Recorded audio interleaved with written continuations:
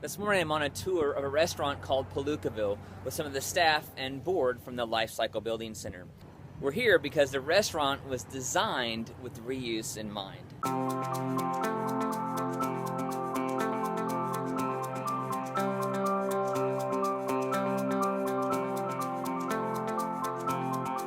Not only is the restaurant located in this amazing old building in downtown Avondale Estates, but the interior build-out was created using reused materials from Life Cycle Building Center. Let's take a look inside.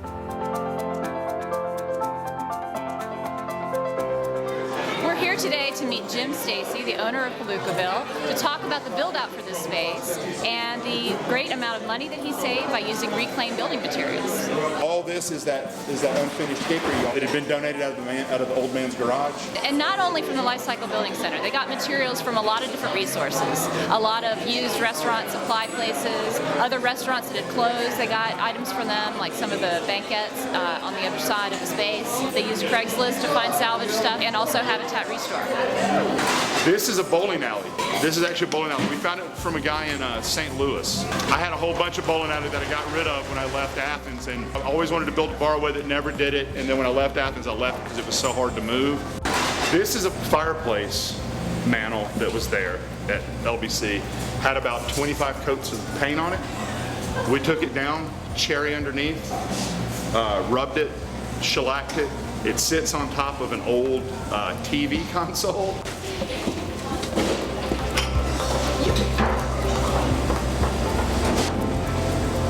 So every pre-hung door in the entire build is from you guys. Great. Every bit of lumber used in any type of framing came from you guys. Every one of these barn lights, every one of these landing lights have been milled, refitted. Now either have a CFL or an LED in it.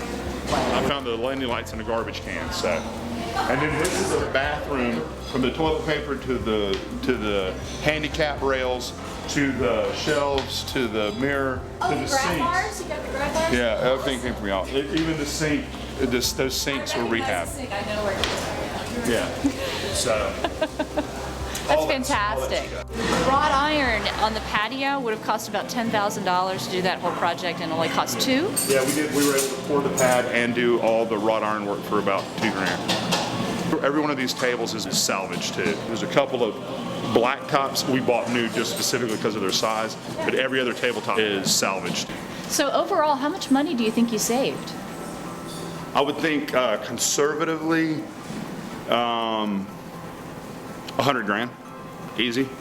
And I wouldn't have been able to achieve the look I wanted, and I wouldn't have been able to find what I wanted had I not used actual vintage materials or rehabbed materials.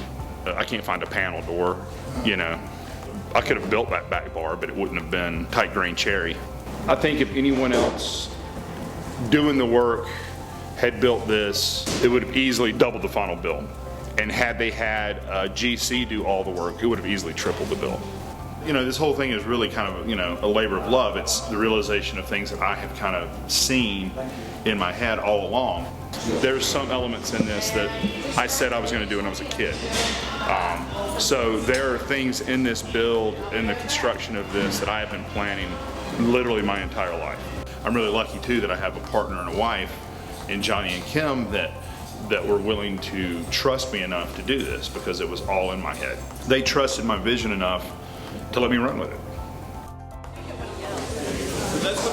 Designing with reuse in mind. That's just another easy way to be green. As always, our challenge to you: put your green on one leg at a time. Stay connected by becoming a fan of our Facebook page, and help spread the green by sharing with your friends. GreenShortz.com. That's shorts with a Z.